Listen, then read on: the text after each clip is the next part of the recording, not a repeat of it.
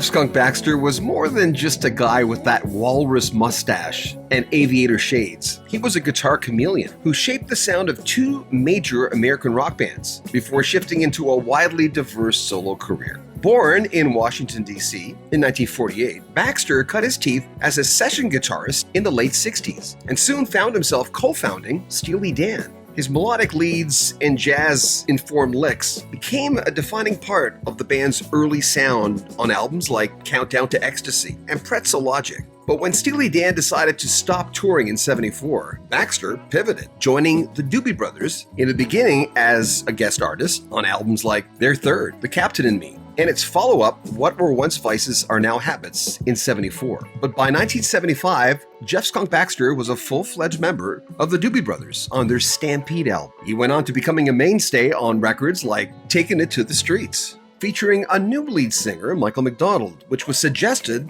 by Jeff. That was 1976. He was also in the fold for Living on the Fault Line in '77, and their biggest one the following year, Minute by Minute. But by 1979, creative differences between him and Michael McDonald caused him to leave the band. He was growing restless, hungry to explore funk, synths, rhythms, and a lot more. Just months later, in April '79, Italian disco pioneer Giorgio Moroder hired Baxter to play the searing guitar solo on Donna Summer's Hot Stuff. The track exploded, reaching #1 on the Billboard charts. Through the years, he has played with so many artists: Hoyt Axton, Eric Clapton, Sheryl Crow, Joni Mitchell, Ricky Nelson, Dolly Parton, Carly Simon, Ringo Starr, Barbra Streisand, and a host of others. Totally silly. What's the deal with everyone asking me about the Muppet character that looks like you? My best guess is I did a lot of studio work for Sesame Street, and Jim Henson. I think when they decided to have a band, a Muppet band, they picked the different folks that were in the studio band and made caricatures of them. So I see some of my colleagues in that band. Mike Baird, Animal drummer. Yeah. And David Foster playing keyboards. I think that's where it all came from. In high school, what kind of a teenager were you, and what were you listening to in high school? So high school, okay, that I went to boarding school. Okay. That age group. Prep school, yeah, 13 to like 18, right? Yeah, something like that. I was listening to everything.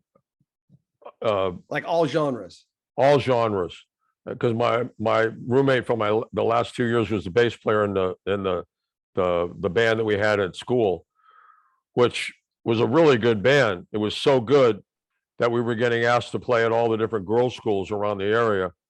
And because we were young and crazy and was always getting into trouble, the dean of students became our manager and booked the band so he could keep an eye on us. And we gave him 5%. It was great. It was fantastic. And we were listening to everything. And one of the musical Bibles that I had under my arm was Howard Roberts, Color Him Funky and HR is a Dirty Guitar Player. I learned and transcribed every single note of all of that stuff. And then later on, I got a chance to meet Howard, and actually we taught together at the Guitar Institute of Technology.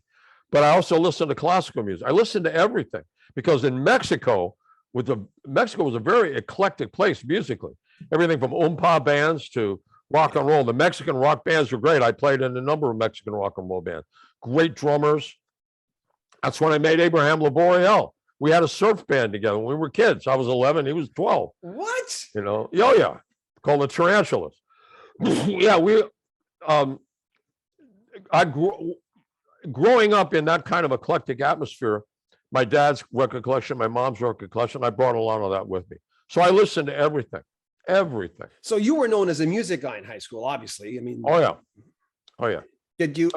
You weren't allowed to have a mustache and beard back then, were you? No. I don't think I've ever seen a picture of you without your. And my grade point average was 6.0 because all I wanted to do was practice. That's it. And then when I got into trouble, playing. They took away my guitar. And you know how that, you know how that is. Take away the thing he loves. Yeah. So I said, okay, then we're not going to play any more school dances. And after one semester, the student body got together and petitioned the other dean of students and said, this sucks because nobody would go to the dances. I mean, yeah, they wanted to meet girls, but it was no fun. Mm-hmm. So they said, okay. And that's when the other dean said, okay, here's what I'm going to do. I'm going to be your manager. I'll drive you to the gigs in the pickup truck. We'll go do the work. I said, well, you should take some money for it. He said, I'll take 5%. I don't know if I asked you last time. Did I ask you the dentist's office, the doctor's office question? I'm not sure if I did, because I do so many interviews that sometimes I forget what I've asked someone. Fair enough. But if you're at a doctor's office, if someone says, "What do you do? How do you answer that question? Do you open that door?" Because I mean, obviously, if you say you're a musician, do you do anything that I would know? And all of a sudden, the energy changes, not in a bad way necessarily. It's like a party. Do you want to go there? What if someone doesn't know who you are and they say, "What do you do?" How do you answer the question? I'm a professional musician and a national security SME, subject matter expert. So what do they say after? What do they ask you after? Well, then I don't tend to be, wear it, a t-shirt says it's Jeff Skunk next. They said, well, have you done anything I've ever heard to? I said, well, yeah, I started a band called Steely Dan, and then I played in the Doobie. Oh, then the conversation opens up, but I don't open up with, hey, I'm this really cool guy who's played in these bands. I just find that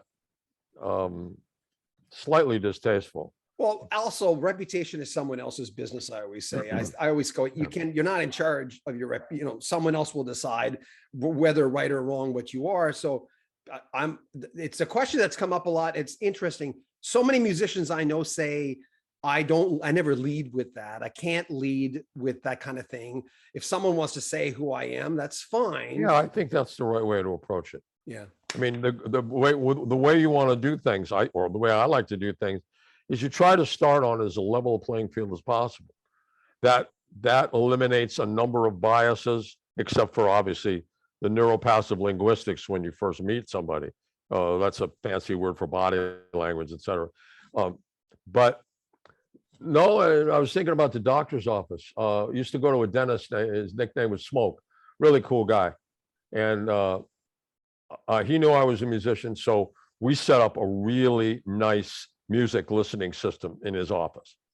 So, and he said, okay, I'm going to teach you how to titrate the nitrous oxide. So I trust you. You understand chemistry and physics. So here's how you do it. And when I come back, you're going to be ready. I said, you bet. Okay, about 20 minutes later, I'm ready. I got the headphones on, beautiful set of headphones, and I'm listening. And then they start to operate, they start to do the thing. And I gather about 45 minutes into it, all of a sudden they're ripping all the stuff off my face and the mask and everything. And I'm going, wow, what's happening? It says, are you okay? I said, yeah, I'm fine. What's the matter? Well, you got tears streaming down your face. Are you in pain? I said, no, I'm into the second movement of Beethoven's Sixth Symphony. You just ruined this for me, So yeah, exactly. Says, okay. Well, let's get right back to it. Now we know. Okay, so Patrick and Tom from the Doobie Brothers.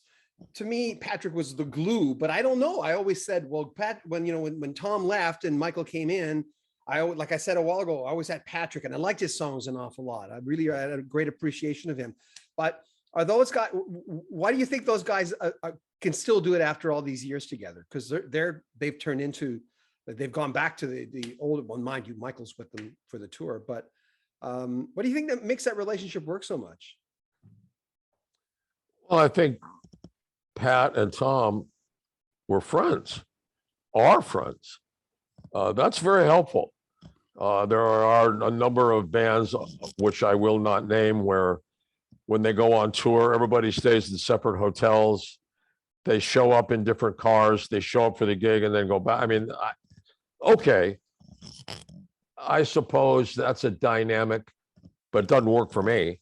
And I don't think it worked for works for Pat and Tom. I think that they're friends. And I also think that they have a bond for all the years that they spent together. And even when Tommy had to bow out for a while, I don't think that changed their friendship. And I don't think that changed the musical structure and the musical interest and desire and vision that they had when they originally started. I mean, not to say that they weren't learning and everybody's growing. I'm not saying that, but I think there was something basic there. There is something basic there. Yeah. I'd be remiss if I didn't ask you about Joni Mitchell. I'm almost done. I talked to Chris Bodie once, and he said, I was in a tour bus with Joni, and she was describing, as we we're driving by, she was describing a tree that was in this distance. And I says, come on, you're over exaggerating. He says, no, man, she's wired differently than everybody. What was it like working with her? I really enjoyed it. She was focused without being obnoxious. She knew what she wanted without being impossibly pushy. She was a consummate musician, is a consummate musician. And the way that she sees things, I found fascinating musically. And so, yeah, I did some work with her. It was delightful. She was always at the sessions, which I thought was really, a lot of times, the artist doesn't show up. And so every once in a while we go out to lunch. We'd go down to, there's a little restaurant there in Brentwood that we'd go out to. And one day I took TJ McDonald, Slim Jim Phantom, Jim McDonald from the Stray Cats. His son is my godson. And TJ was like 9 years old, something like that, 9, 10. And I took him with me to go have lunch. And so we're sitting there having lunch, and afterwards is the way only children can describe it. Turns to me and says, oh, she's huge, beautiful. And I thought, that's one of the most profound things I've ever heard. And it's beautiful from the mouths of babes. That's a lyric. She's huge, beautiful. I should have probably written something about it. So I told her about it. And she big smile, and, obviously that was very, very sweet. No, we did we honored her at the Tech Awards a few years ago. And everybody slows down, me included. But there's fire in there that is unextinguishable. And kindness, and I don't know, if you ever get graded as a human being, she's an A+. Wow. Did you ever do that with cars? I just talked to Lou Graham an hour ago, and he has still 5 classic cars. But did you ever go that route? Were you a car lover? I love Detroit metal. And I'm a fan. And since I grew up in Mexico, I learned a lot about cars very early, because in a lot of ways, like Cuba, people kept their cars and kept them in repair as opposed to buying a new one, because mostly they couldn't afford it. So I tore down a number of cars, learned to have a huge love for Chevy Mouse, 377 small block, a lot of those, Ford 302s, stuff like that. So, yeah.